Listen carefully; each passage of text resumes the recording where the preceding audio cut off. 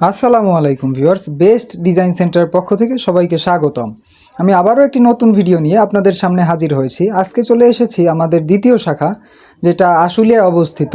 আজকে আপনাদের কিছু জনপ্রিয় ডিজাইন পিলারের ডিজাইন কভার দেখানোর চেষ্টা করব। আপনারা দেখতে পাচ্ছেন এই বাংলাদেশের মধ্যে সবচেয়ে বেশি বিক্রিত ডিজাইন পিলারের মধ্যে এটি হচ্ছে অন্যতম।